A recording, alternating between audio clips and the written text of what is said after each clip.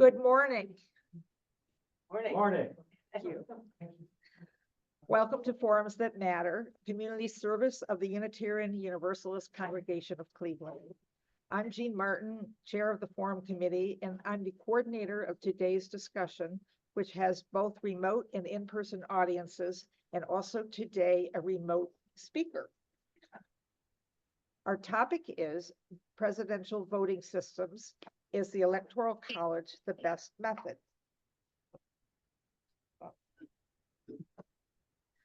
Our presenter is speaking from Tennessee, but our foreman remains the same. He'll talk until about 9:30, maybe a little over would be okay too. We'll have Q&A until 10 o'clock, and then during Q&A, a mic will be passed for our in-person audience, and we ask our virtual audience to put questions in the Q&A box. Also, virtual viewers can turn captions on or off at the bottom of the screen. Please make sure your phones are off or in airplane mode. This program is recorded and will be available in a few days on our website at uucleveland.org. It's my pleasure to introduce Robert Alexander, PhD, who's having electrical problems. We've been having computer problems. So I'm really glad that you're all here and that we're here. He's a professor of political science and the founding director of Bowling Green State University Democracy and Public Policy Research Network at BGSU. His pioneering work on presidential electors has positioned him as an expert on the Electoral College. His book, Representation and the Electoral College, which I have here, but I left it in my bag, so remind me later to show it to you, received stellar reviews, and his research on electors was cited during arguments before the Supreme Court in 2020. His analysis has appeared in hundreds of print and television media and other places. Welcome, Rob. Thank you. Thank you for that wonderful introduction, Jean. I'm sorry that I think everybody can hear me just fine then, right? We're good? Good. And I wish I could join you in person. I had an opportunity to come to Tennessee and see my sister. I hadn't seen her in quite a while, and she's recovering from some things. So glad to be here and glad to be here with you and to work through all of the technical issues. It was meant to be. So what I'm going to do is I'm going to kind of lay out a few things that Jean suggested that she said, I want to make sure that you hit these things. And so I'm going to kind of indicate what those things are. And I think that I'll probably be able to get through all of those in my remarks. But if there's something that in particular that you all would like to discuss further, of course, I want to leave plenty of time for Q&A. And so I want to tell you a little bit about like how I got started with some of my research, but also where that's led me with that research as it relates to this big question of representation, which is really what the description of the event is about how do we best represent people. And how do we represent those people from across the country? And I'll also note that this is, I think, the second time that I've given a talk to the Universalist congregation. I had another one where a presidential elector was a member in another state, and he asked me to join his group a few years ago. So that was it was a really good experience. So I'm really looking forward to this. And so Jean had asked me to make sure that I talk not just about the mechanics of the Electoral College, but like what are its advantages and disadvantages, potential flaws, how can it be more equitable, what other systems of voting might we be able to use, and what would it take to change it? And that really does, all of that I do address in the book. And I think that of all of the things that are part of American politics that the Constitution detailed, the Electoral College has been met with kind of the most controversy over the years. There have been 800 or more attempts to amend or abolish the Electoral College. So these questions that Jean asks are time-honored traditions in American politics. So you have 800 to 1,000 proposals to amend or abolish the Electoral College. It pretty much got wholesale change within a decade. of its creation. Even though Alexander Hamilton, coming out of the second conventional constitutional convention, said that if the manner of selecting of the president be not perfect, it is at least excellent. Uh, I think he was clearly a salesman, and probably oversold the Electoral College at that time. Again, particularly because it led essentially to a constitutional crisis by the third presidential election. And was changed considerably with the 12th Amendment to the U.S. Constitution. So, the Electoral College has been met with a lot of controversy from the outset. It proved to be one of the most vexing issues that the framers dealt with at the convention. At the outset, the framers, there were kind of like three different means that the framers were thinking to select the president and vice president of the United States. One was to have state legislatures choose who the president would be. They thought that that would be, lead to too much regionalism, too much your favorite son would be selected as the president, and people wouldn't necessarily know across the country who the best person might be. Another is that they thought, well, let's let Congress select the president. And they thought, well, no, that wouldn't be good because of a separation of powers issue, which, by the way, right now is really in the news about the abdication of power from Congress to the president. So they said, no, we don't want to have Congress do it in a direct election. So direct election was also put out there as a means to select the president of the United States. And surprise, surprise, some of the same issues that we hear today about concerns over direct election emerged then, which would be that the most populated areas would have too much power over the less populated areas. And so they ended up settling for this kind of Frankenstein's monster of the Electoral College, which is kind of a mix and match of all three of those methods, and it came about very late in the second constitutional convention, where it came about in this committee of unfinished parts. I love the name of that. I mean, every body should have an unfinished parts committee, but it also sounds like a kind of the junk drawer. Like, this is the junk drawer. What's in it? Let's try and make something of it. And so that's where the Electoral College came from, at least the original Electoral College. And again, I know we have a really good, sharp group, but that original EC was, whoever would get the most votes, in this Electoral College, it would be based upon representation in the, Congress, House and Senate, and how electors would be chosen. So the people you and I actually choose to be president would be up to the states. It still is to this day. So it could be direct election in each state, or it could be that state legislatures could choose who these electors are, which there was a mix and match at the outset. And those electors then would vote, have two votes for president. And it worked okay for George Washington. Did not work so okay by the third election, as you started having tickets, and campaigns started running for a presidential and a vice presidential ticket by parties. And with that, in the 1800 election, we had a tie because the electors cast one vote for president, one vote for vice president. So there was a tie between Thomas Jefferson and Aaron Burr. That facilitated a crisis, 35, 36 votes in the House of Representatives to break the tie. Not a good look at the beginnings of our nascent country.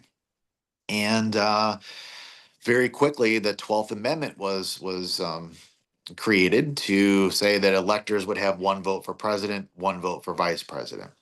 And that really cemented a couple of things. One is the two-party system. It really cemented that we were going to have parties. So that's why I'm giving you all of this background. The two-party system. And because of these tickets, and also the winner take all. So the winner take all method of gathering votes instead of proportional representation really was cemented because of the way that the 12th Amendment works. And so from 1800 forward, you've seen the emergence of the two-party system in the United States, and the Electoral College has really worked to support that and to prevent third parties from having much of a voice in presidential elections. So that's kind of a big key for us to consider.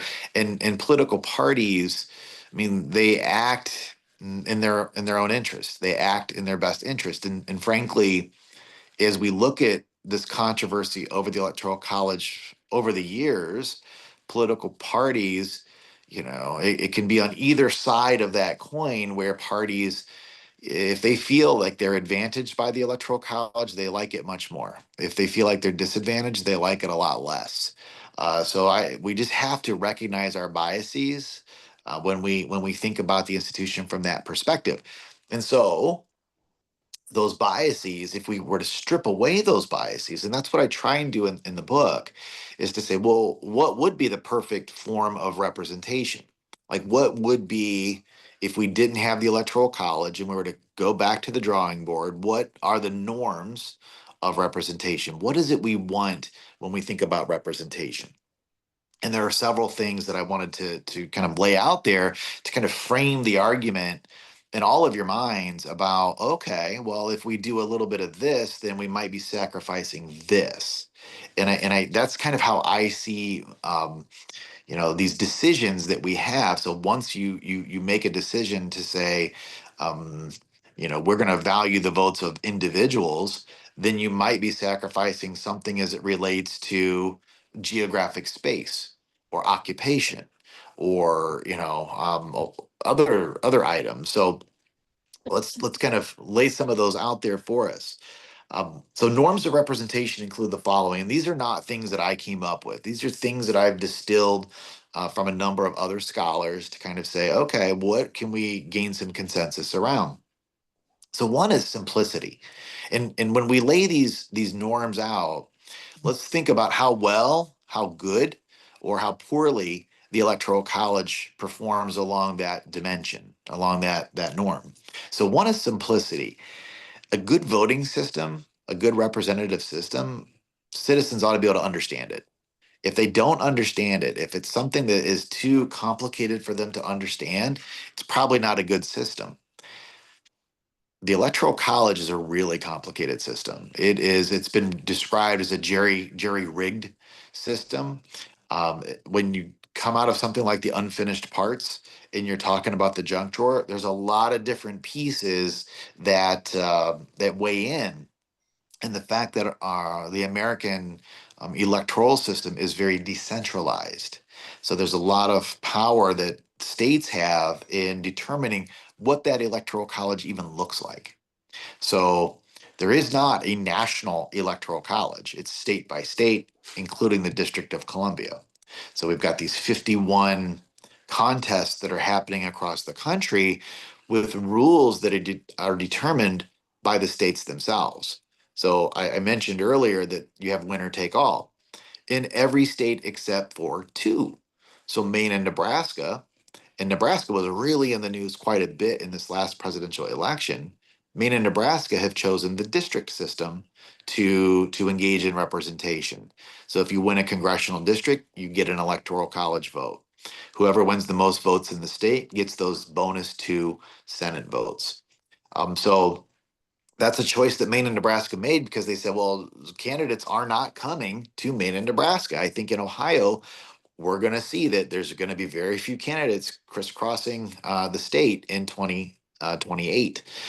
Saying that out loud sounds unbelievable. 2028, that sounds like the Jetsons or something. But you look at this and you say, district election. So in this last fall election, Donald Trump and others in the Republican Party were saying, hey, maybe you guys should move to a winner take all system in Nebraska because they were fearful that the congressional district that Omaha is in would go to Kamala Harris, which it ended up doing. And that might cost them the election. I think it was Wisconsin and Pennsylvania gone to Harris, maybe it was Michigan and Pennsylvania, it's two states. Um, she would have had 270 electoral college votes, which is exactly what you need. And that one congressional district in Nebraska would have been determinative. So there was a move to kind of move Nebraska to a winner take all system. Again, talking about different types of processes, and by one vote in the Nebraska legislature, they chose not to do that. So simplistic, the electoral college is not a simplistic system, so it does not do well on that dimension. Equality, are all citizens treated equal? So equality is a bedrock principle in American politics. One person, one vote. I think, Jean, I don't want to say warned me. She let me know. She just let me know that we've got a really smart audience. One of the things that we know right off the bat is that equality is not valued by the Electoral College in the one person, one vote. So, one vote in Wyoming, for instance, equates to around 800,000, 200,000 people. So, one vote, 200,000 people. In California, one Electoral College vote equates to around 800,000 people. So, those citizens in Wyoming have theoretically much more representation in their electoral vote than does that citizen in California. So there's very few. So there's this called malrepresentation. Um, Now we create states kind of equally with that bonus to that each state gets with the Senate votes, but that is not. So that's kind of a political equality from statehood, but certainly not individual equality. So again, on equality, they don't really hit that out of the park. And also we find that so I'll say participation is another value of representation. A good system ought to encourage participation and not discourage participation. These are norms of democratic representation.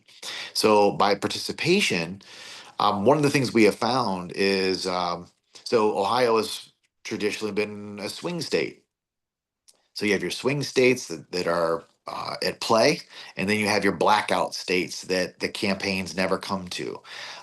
Tennessee, where I'm at right now, is seen as a blackout state. It's not very competitive.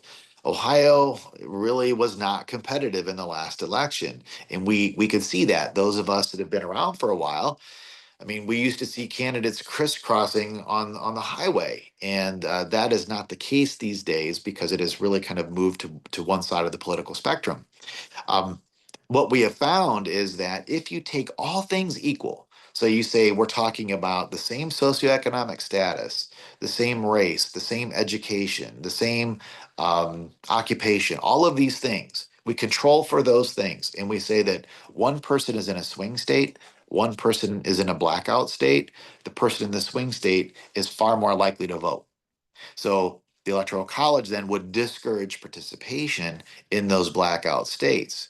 If you think that the election isn't going to, you can't have an effect on the election, rationally, it doesn't make as much sense for you to go out there and vote. So, from a participation standpoint, the Electoral College does not do very well. Neutrality. Neutrality is another one, and this ebbs and flows. And we saw this in this last election. So a good system should be neutral toward campaigns and candidates. It should not advantage one party over another. And over the last 20 some years, certainly since the 2000 election, I would hazard to guess that Democrats would say that the Electoral College has disadvantaged them relative to this national popular vote. So you've had George W. Bush, you've had Donald Trump win the presidency without winning the popular vote. And so, neutrality wise, you would say, well, maybe Electoral College advantages Republicans, that system. Um, okay, well, in this last election, we came within a whisker. I'm going to say a whisker, a stadium full of people changing their votes in a couple of states of having Kamala Harris win in the Electoral College, but lose the popular vote. So it can ebb and flow. Republicans have been against the Electoral College in the past. Donald Trump himself after the 2012 election, tweeted out famously, the Electoral College is a disaster for America. After the 2016 election, he said, the Electoral College is a beautiful thing. So it really does depend on where you stand as far as how the Electoral College goes. And frankly, had Harris won in this contest, and it would have been 270 Electoral College votes, I believe, right at the margin, making electors the actual people that choose the president, vice president, is super important. um, I mean, we would have certainly had yet another constitutional crisis on our hands. So neutrality is something. Um, Another one is legitimacy, and this is a big one. And I think that one of a major flaw of the Electoral College, legitimacy means that you have the willing acceptance that those who win rightly win. And clearly, we've seen this in recent elections. So again, 2000 election, you have George W. Bush win the presidency, wins in the Electoral College by just over 500 votes in one state, and that one state happened to be a state that his brother was the governor of, right? Where he loses by 500,000 votes across the country. A lot of people did not see that he won that election in a legitimate fashion. Donald Trump in 2016. It's really hard to claim that you have any kind of mandate when 3 million more people voted for your opponent. So, from that perspective, and those are called misfire elections.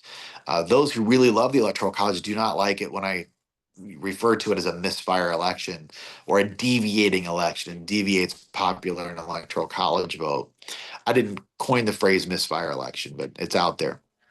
Um, and so, but in my book, I actually kind of lay out those presidents that were selected who lost the popular vote but won the Electoral College vote, and kind of compare them ranking wise by other presidents, and they all fall in the bottom fifth of presidents and presidential rankings. And in part, you are facing a crisis before you even step in the door. So it's really hard to kind of. And by the way, you're hearing about claiming mandates right now. Well, our close observers know that Donald Trump did not win 50% of the vote, that he did not win 50% of the popular vote in this last election. So very difficult to claim that you've got any kind of electoral mandate when a majority of Americans didn't even vote for you. That makes it even worse when a plurality voted for your opponent. Which we have seen in a number of elections.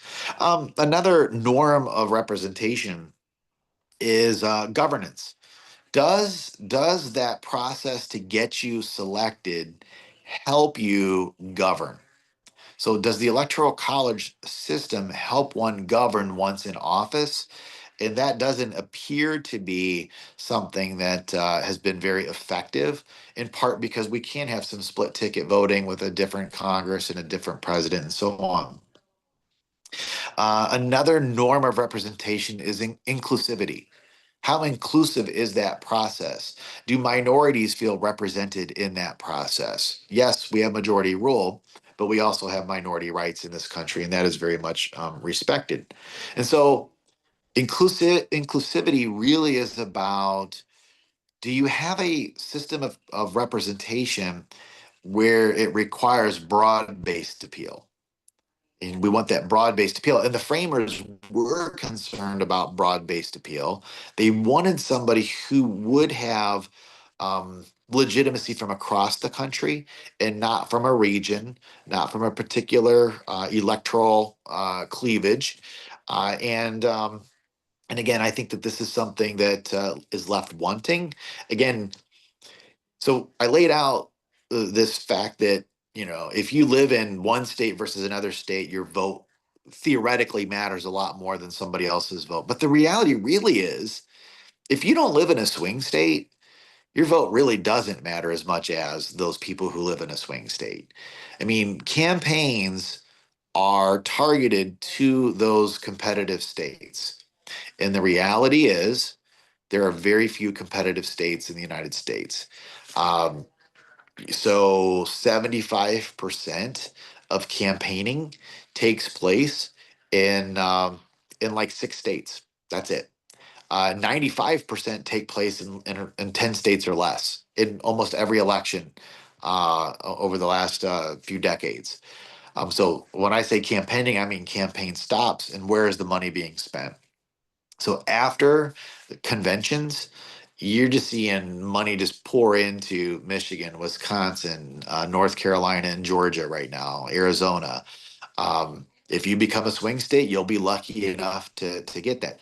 Now, the question about the swing state representation is what promises are being made to people in those states. There's again, and I just want, I'm throwing some things out here for you to think about.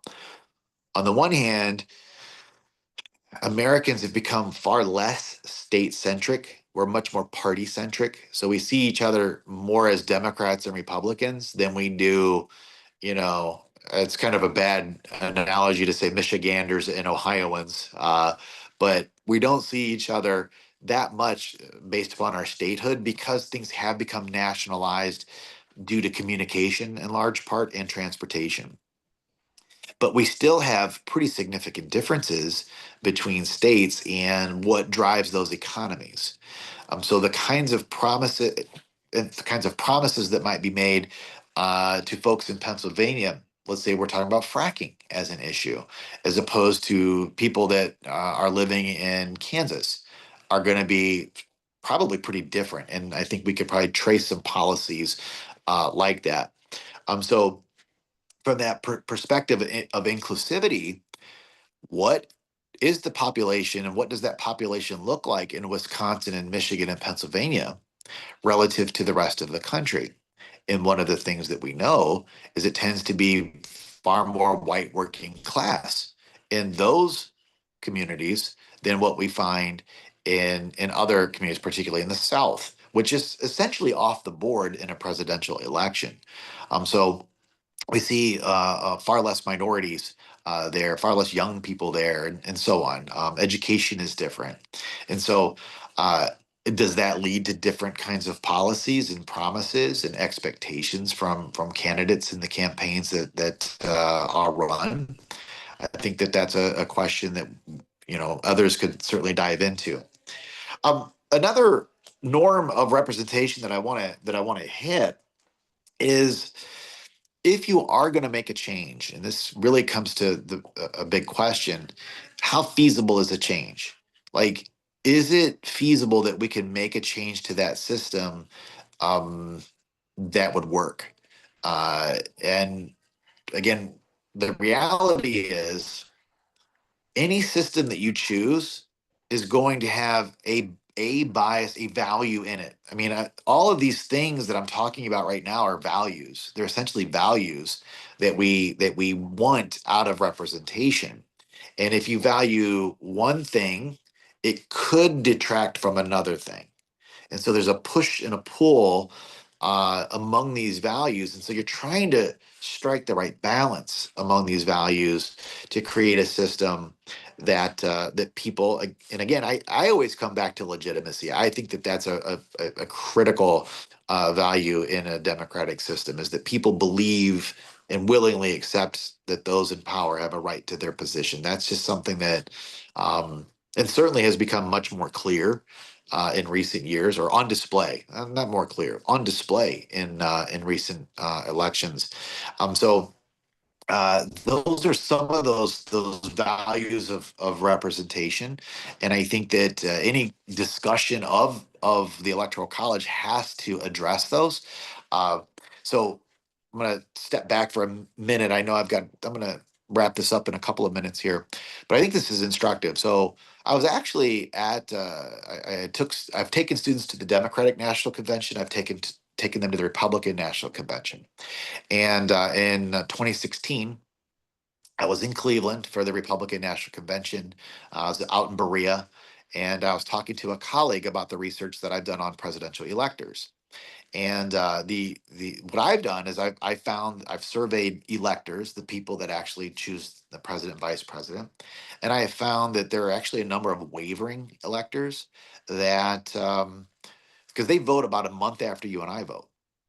And when they vote, not all of them are good Trump people, and not all of them are good Harris people. Some of them might like Bernie Sanders. Some of them might, Donald Trump makes their skin crawl. They're Republican and Democrat, but they don't have to be those people.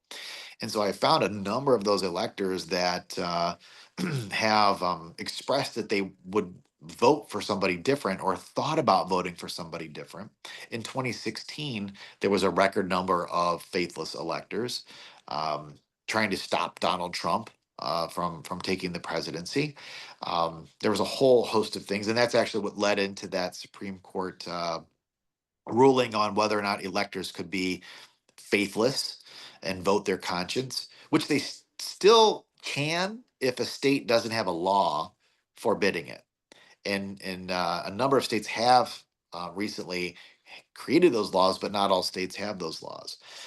But I was talking to my a colleague out in Berea at the 2016 convention, and we were talking about my work, and he says, but everything needs to be, go beyond electors. Think about the bigger picture, and that's where these values have come from. So when you're thinking about the electoral college, it's not about the moment that you're at today.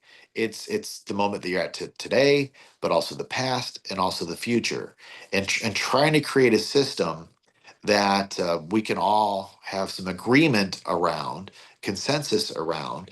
Um, that supports these values.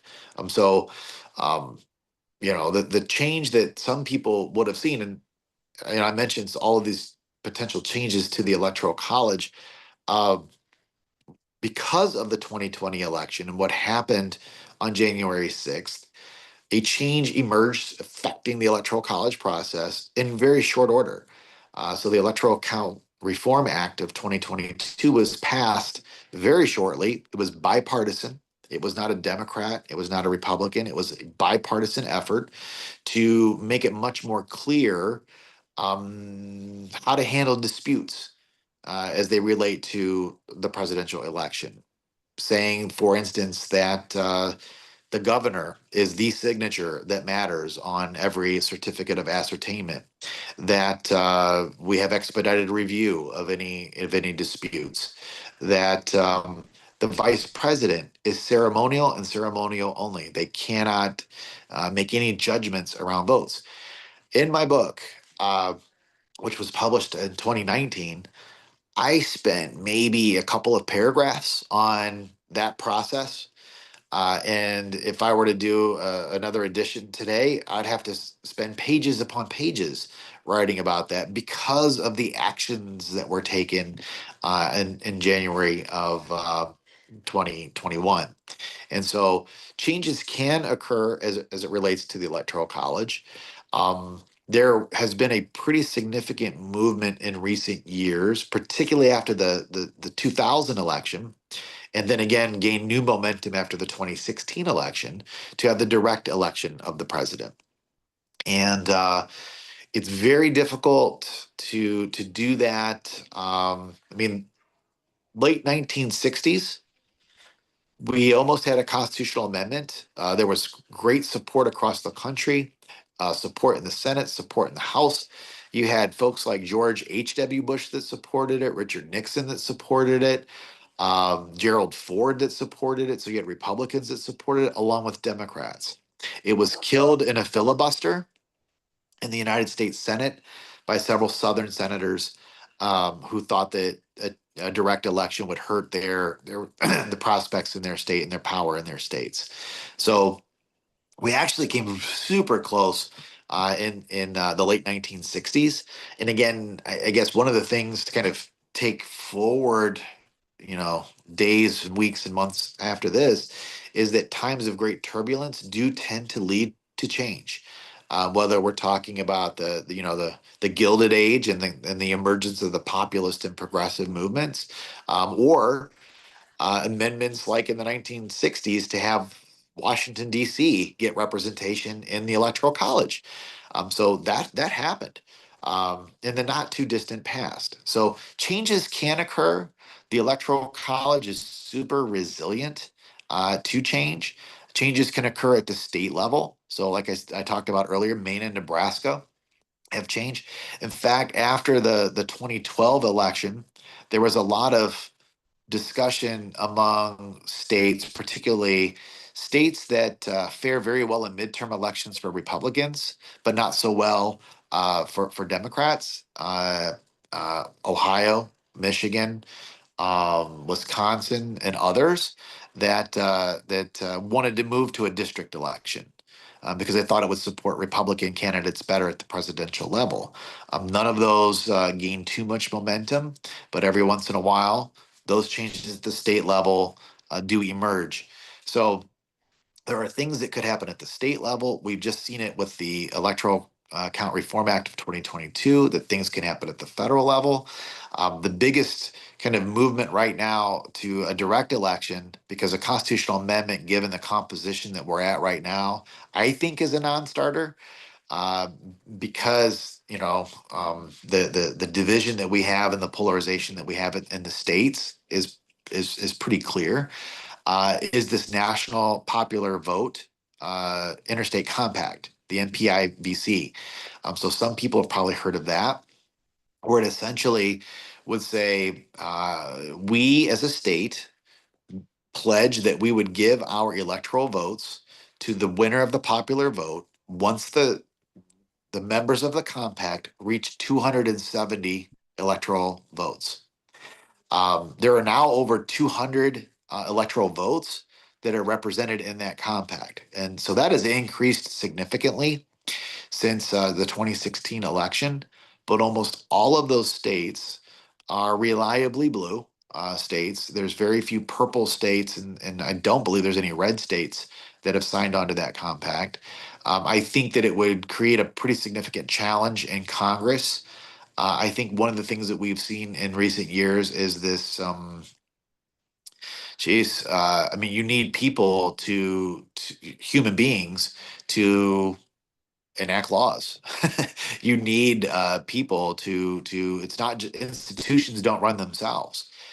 So I think that there would be a lot of challenge to that. I think that that would be really messy, and I think it would also be an end around to get to a popular vote, which I don't think is simple. I don't think it satisfies that simplicity piece of the values that we want in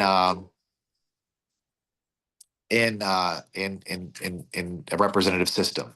And so if you were to change it, it should be a direct election, and I would also say it should be an instant runoff direct election, which would be basically you could have multiple candidates, but you are rank ordering your candidates. And the reason that I would say instant runoff as opposed to just a one-on-one is to ensure that a majority of Americans would want or have consented to, have agreed to vote for the winning candidate. I think that that is also speaks to that legitimacy um, norm that I discussed before. So to get there, a lot of things would have to happen. I think, frankly, um, I actually wrote a piece right after the election saying that Donald Trump could be, a real facilitator in moving in that direction. For somebody, so it was reported after the 2016 election that he was floating the idea of a direct election, and Mitch McConnell said, no, no, no, no, we're not going to do that. But that Trump was wanting to have a direct election. I think if you just kind of take 2020 as this discrete event where Trump wins the popular vote, a Republican wins the popular vote, but came close-ish to losing in the Electoral College, it's kind of, you know, memory hold right now. But I mean, you're only talking, like I said, a stadium full of people. Uh, the 2004 election also. So what I'm getting at is events could create the conditions where we could have a real conversation about a direct election of the president. So 2004, and I'm going to wrap this up. Uh, so 2000, of course, we have this misfire election. 2004, John Kerry came within 2% or less in Ohio of winning the Electoral College with exactly 271 Electoral College votes. but he would have lost the popular vote by around 3 million, I think. So George Bush did much better in the national vote, but a sliver of people in Ohio and John Kerry would have been president. Had we had back-to-back misfire elections, burning one party and then burning the other party, I think we would have had a real conversation about moving to a direct election. Again, I think, Trump clearly has been able to get Republicans to advocate for things that they wouldn't have advocated for before.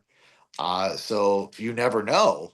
Um, but this environment, I think, is one that if he were to take that on, I would tell Democrats, yeah, go for it. Jump on that bus too, and push him to do it, and make it something that people think about a little bit more closely as a real possibility. So I on the one hand, I say, well, it's a non-starter because of the polarization, but you know. Leadership matters, events matter.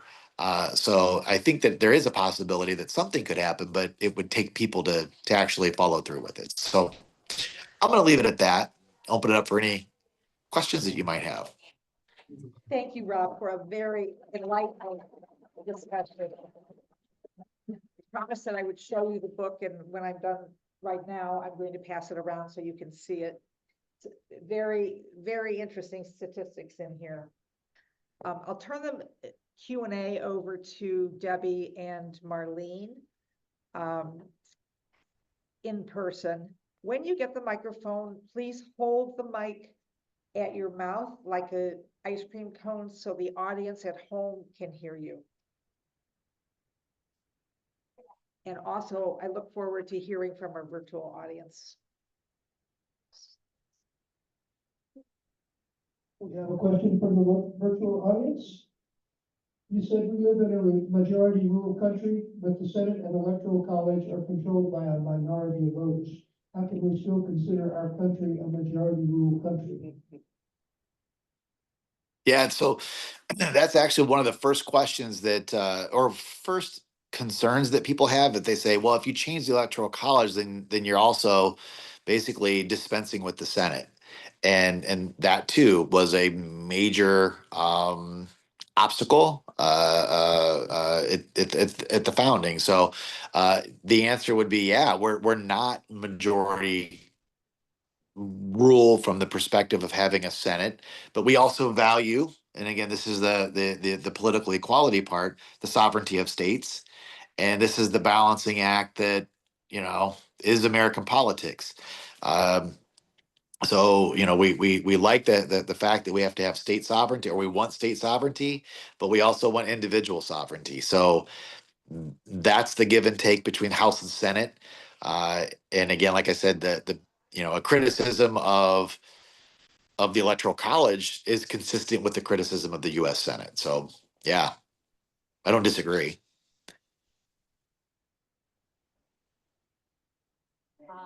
My question is, can you explain the scheme in 2020 to replace the electors with fake electors? I don't even see how that's feasible because it seems so obvious. So I'm kind of dumbing it down. No, I started writing about electors years ago when I started surveying them, and everybody's, oh, they're just not that important, and suddenly they became super important. And CNN had asked me to write a series of articles prior to the 2020 election about the role of the Electoral College, so I did. Well, because things continued to unfold with these fake electors, I continued to write more articles for them. And one of them was an article saying that, alternative facts and alternative electors, you remember the alternative facts phrase, are not going to get Mike Pence to choose Donald Trump. And so I tried to do what I could to kind of lay out this that the scheme was exactly that, a scheme, and that there was no authority that these bizarro electors would have, and that Mike Pence had no authority, um, and I think Trump was really trying to just strong arm it, and I called it a self coup. because that's exactly what he was trying to accomplish with that. Interestingly, I went into a class and I explained that situation maybe a year or two later. And I said, "Do you remember when Al Gore tried to do the exact same thing in 2000 when he was vice president and he was counting the electoral college votes?" And some of the students in my class, the Democrats in my class, were like, "He should have done it." And I was like, "No, no, he shouldn't have done it." And that never happened. None of that happened. But the point is that institutions are important to protect us from bad actors. We can't have bad actors overrunning our institutions. And so, um, I think that it's fascinating that in 2025, I guess, just a few months ago, that, we're even having that discussion about Kamala Harris. Well, what could she do? And it's like, she shouldn't be doing anything. She doesn't have the authority to. And if you really believe in the Constitution, it's very clear in the 12th Amendment that the vice president only has one job, and that's to open the votes, to make sure that the votes are counted, not judge them, not use discretion, none of that. None of us would want to have one person to have that much power and influence. But that it's called the Eastman Memo. Basically laid it out, and they were doing this months in advance. This is the stuff that the January 6th committee laid out months in advance. They had considered such a plot, and I think it should send shivers down everybody's spine, Democrats and Republicans. And that's why I made that point to the questioner, that it was a bipartisan movement to pass that Electoral Count Reform Act, to make it very clear that that was not a possibility. The Republicans that had backbone signed on to that, and those that tried to push the scheme, which of course today has been again kind of you know um, washed in a way that it was not. Um, Many of those same people are there, and they have not paid a political price. And up until, I'm just being very frank, but up until the 2020 election, excuse me, 2024 election, people were paying much more of a legal price than a political price, which tells you a lot about our politics and how motivated reasoning works. And I think that that's problematic.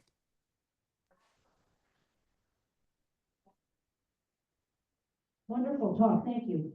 I'm a little bit in the dark about the district system of Nebraska. Do they carve up the districts by population or by square mileage of land? Because it seems to me that these days, and I could be wrong, but it seems to me that the big divide in our country is not state to state, but rural to urban. And if we kept an electoral system, but had it carved up by rural versus urban to keep the electoral votes proportional, then it might be fairer. So the way that the electoral votes across the country are determined is going to be true in every state, and that means that every state is going to get electoral votes as it corresponds to the representation in the House and the Senate. So every district in Nebraska that's a congressional district is also going to be an electoral college vote. And so it is divided up, but states get to determine how they are dividing their congressional districts. And urban rural is part of that determination. Communities of interest are also part of that determination. So whether we're talking about minorities, um, colleges, so on, those are all conversations that need to be had when you are determining what a congressional district looks like. But one of my arguments against district representation is arguments over gerrymandering that already exist in order to try. In Ohio, we've been working with unconstitutional maps. We just voted with unconstitutional maps in Ohio, according to the state Supreme Court, and we've been dealing with them for several years now. The politics that go into gerrymandering, if if every state were deciding their presidential electoral college votes based upon district, it would be on steroids. I mean, you could try and create congressional districts because we've got the technology to do, all kinds of mappings. And if it's unrestrained by the United States Supreme Court, then state legislatures would do whatever they could to block the other party out of representation. So I'm not a fan of district representation. While it may seem like, oh, it's closer to the people and all of that, it's really back to a political ploy. And I think that is troublesome for legitimacy's sake again.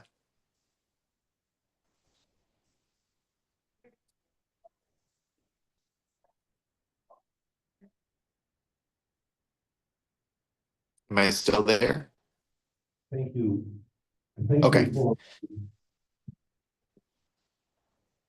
Thank you for an interesting presentation. When politicians talk about the Electoral College, they talk as if it was completely an expression of democratic values, mass democratic values. Correct me if I'm wrong, wasn't the Electoral College conceived of at a time when we did not have mass suffrage? Women could not vote, people of African descent could not vote, and in many cases, people who didn't own property couldn't vote. So with that understanding, plus the fact that many slave states like the Electoral College, because it made it hard to institute fundamental change. What is the main argument that's advanced in order to defend a system which is so clearly not democratic, other than stability? That's a great question. So kind of coming back to the question, the question being that at the founding there were it was not a democratic institution. There were a lot of folks that were marginalized. What would be the argument today to maintain it beyond stability, right? So I think a couple of things. One, the march of the United States has been a march toward more democracy. And so we've kind of seen this march toward more democracy, and the Electoral College has kind of followed that march in a lot of ways. But I think to your to your point, and I'm gonna come back to something. The framers, I think there's a good argument to be made that they said, look, apart from direct election, this is the best method that we can come up with that would work to represent the people. And they actually made arguments to say that if the people could make the decision, they should be able to make the decision. Even Thomas Jefferson was saying that direct election should go all the way down to judgeships. Everything should be direct election. So if, communication and all those things, okay, great. So there should be even more of that conversation if people want to make the argument about the framers. But I think the reality is people will fit their arguments today to whatever narrative supports the outcome that they want. And so that's why I started with what are these values that we want? If we started with a blank slate and said, okay, what do we want to have happen? We probably wouldn't have the Electoral College. This is not something that every state say, oh, yeah, we should have the Electoral College. It's not the values that, it doesn't support those values. So to answer your question, you get people who will make the case to support the outcome that they want. And the moment it doesn't support that outcome, they're going to change their argument. And I could have there's a case to be made that Democrats, if they were to continue to kind of push in places like Texas, and a few other southern Sun Belt states, that they could lock up Electoral College majorities without winning the popular vote. And suddenly Democrats would be like, "Oh, we like the Electoral College." I mean, it just depends on where you're standing. So I'm very suspicious of arguments that support the Electoral College today. The more I've dug into it, and this is the thing, is when I started studying it, I just literally was like, I don't know who serve as electors. Let's find out who they are. And the more you dig into it, the more you realize there's a lot of layers. And because there's so many layers, there's a lot of problems. With each step, there's another opportunity to introduce hijinks. And that's not a good system for us to have. So like I said, I'm a little suspicious of those who say, oh no, it supports this value or that value. For every argument that's like that, I can imagine 3 arguments that work against it.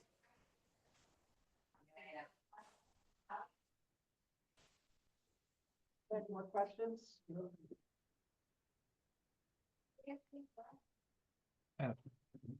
Okay. Thank you all for taking part in such an enlightening conversation.